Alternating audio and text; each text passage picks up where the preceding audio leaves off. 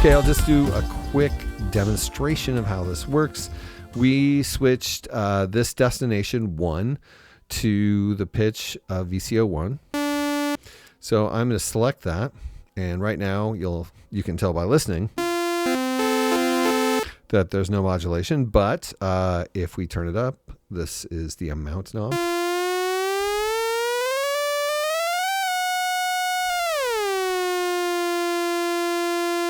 Oh, we have set to VCF envelope, which is not what I want to use. I want to use LFO1, so we'll do that.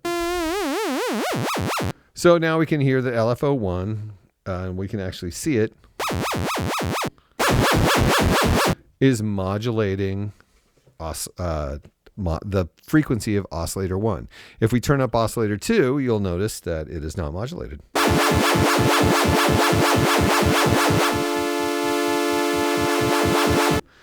So that's basically what you're doing. But you got to understand that there is so much going on here and so many different ways you can use this, because that's a way. You'll notice we made this connection, LFO1 going to oscillator to this one destination, which is set to oscillator 1. And we could choose the amount of modulation, which is quite extensive, as you can hear.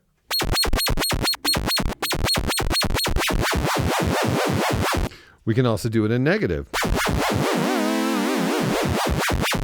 Of course, we're using a sine wave in LFO1, so you can't really audibly tell the difference between those two unless we do something to sort of indicate that. Okay, so what I'm going to do, I'm also going to select the tuning of oscillator 2. So I'm going to hold down this second destination button, turn the knob of the tuning of oscillator 2. Now you'll see it says pitch VCO2. Let's set LFO1 also to the frequency of VCO2.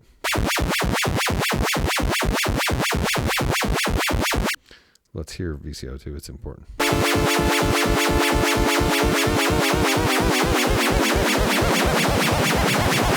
Now you'll notice I went negative.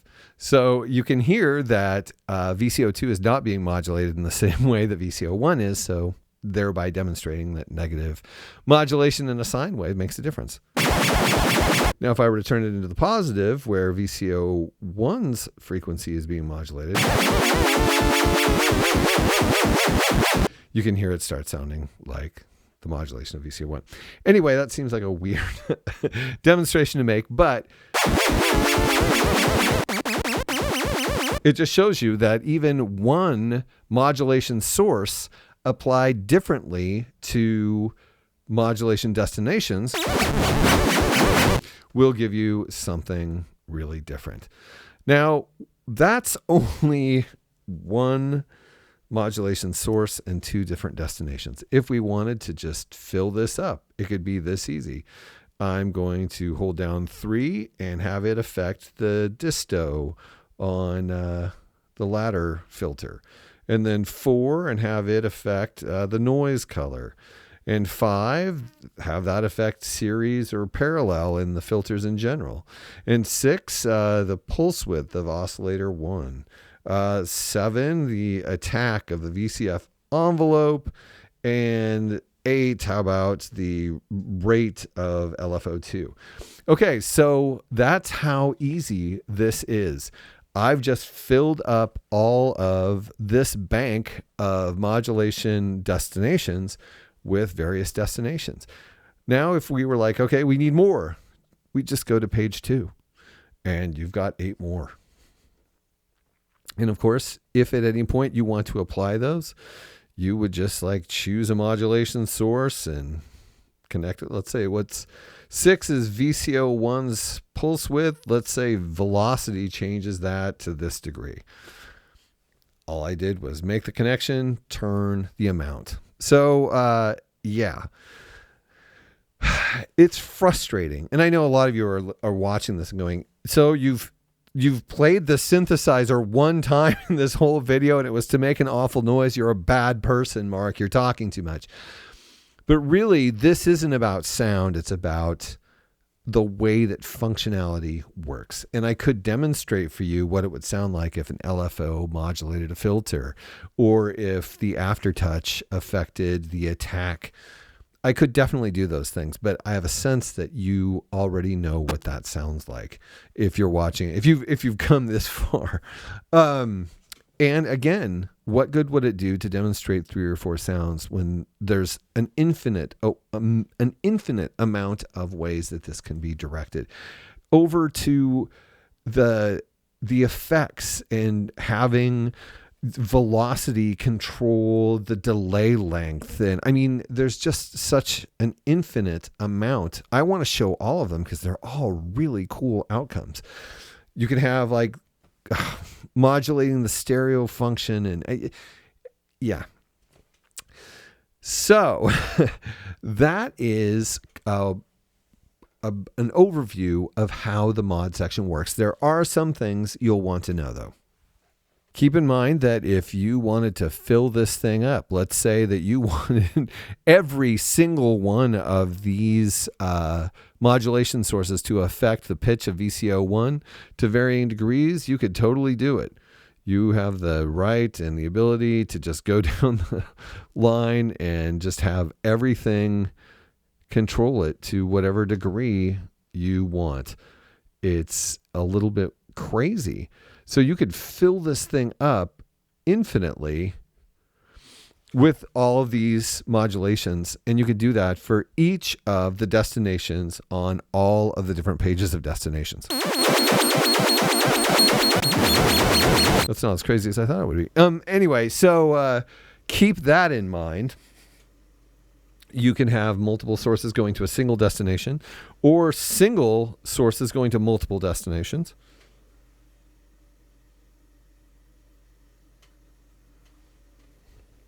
Okay, I'm going to do this. Let's go back and clear that out. Actually, there's a way to clear that out that I should have just done. The furnace has come on, so you can probably hear that in the background. And for that, I'm sorry. I'll try and cut it out of the sound so it doesn't interfere with anything, but there's nothing I can do about it. It's winter, people. Okay, so I am back where I was. But you may want some of the destinations that are not necessarily immediately visible, like pitch global. Like there is no global pitch knob.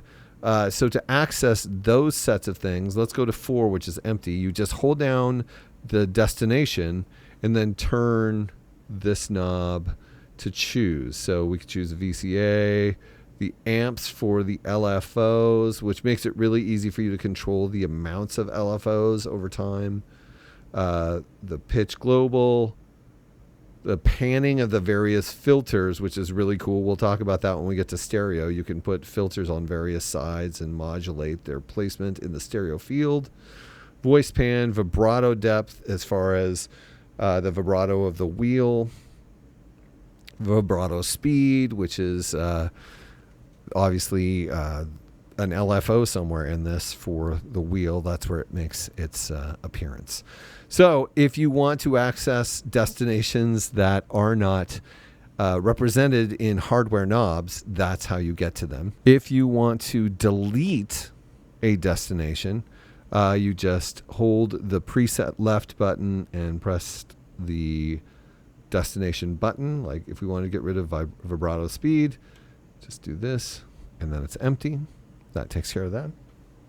One of the things that I really hated demonstrating, but I'm sorry to say this, it's terrible.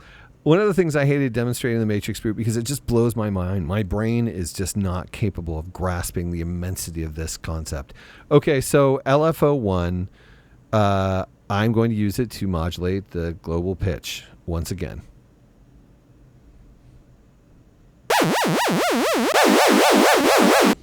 Now I have made that modular connection. If I want to modulate to what degree LFO1 affects the global pitch, then I can do that as well. in that case, I would just hold down a new, let's say, I'm going to choose 5. Let's say 5, we want that destination to be actually this connection.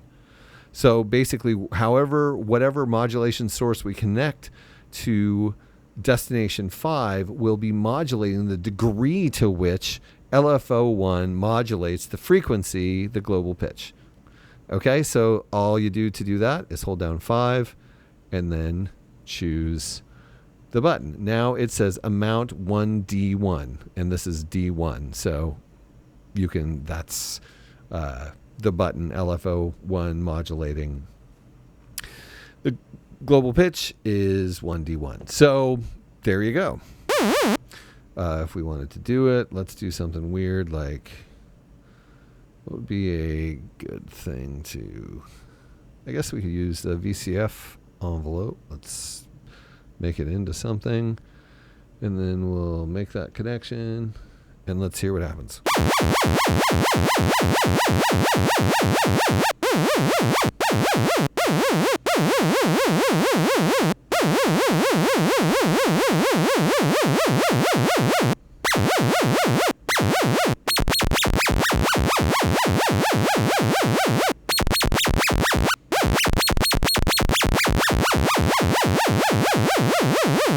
Okay, so you can plainly hear that now 5, the VCF envelope is modulating the amount to which LFO1 is affecting the global pitch. So imagine then making a whole bunch of connections and then modulating those connections with other connections. Yeah. So this is not a joke. This is, well, not to say that any synth is a joke, but this is a serious sound design tool in addition to being a polyphonic synthesizer. So if you find yourself in a situation where you've overwhelmed yourself with various connections, which I don't think 4 would be very overwhelming, but let's say you'd like to, just like remember we erased a destination by holding down left and pressing the destination button, we can also delete connections wholesale by holding down left and pressing mods. Pow. Now your slate is clean again, and you're free to begin modulating again. All right. Well, that is 24 minutes of me talking with very little demonstration, but these functions are super important for you to understand when you start applying modulation sources to destinations on the Arturia PolyBrute.